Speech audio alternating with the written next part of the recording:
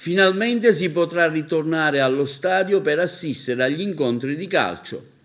È stato pubblicato infatti sul sito del Governo il decreto legge 18 maggio 2021 numero 65 che definisce il percorso per le prossime riaperture al pubblico degli impianti sportivi. In zona gialla dal 1 giugno 2021 all'aperto e dal 1 luglio 2021 anche al chiuso.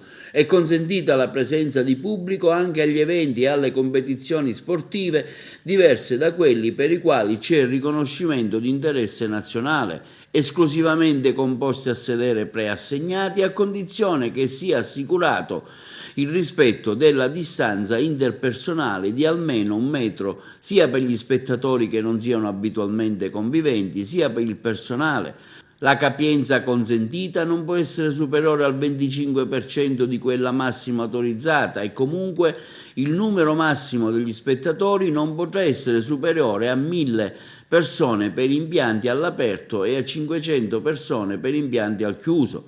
Le attività devono svolgersi nel rispetto delle linee guida adottate dalla Presidenza del Consiglio dei Ministri, Dipartimento per lo Sport, sentita la Federazione Medico-Sportiva Italiana, sulla base di criteri definiti dal Comitato Tecnico Scientifico.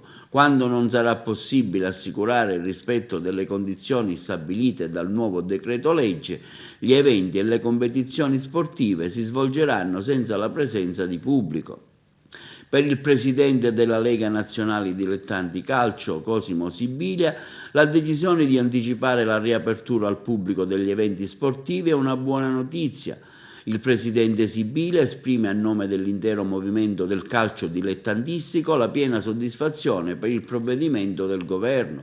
La nostra posizione, continua Sibilia, pro riapertura è sempre stata chiara, perché siamo consapevoli dell'attenzione e del senso di responsabilità della società e dei gestori degli impianti. Per tale ragione da tempo abbiamo contribuito a sollecitare le riaperture dei campi di calcio in quanto luoghi sicuri. Il ritorno del pubblico è un segnale importante di ripartenza.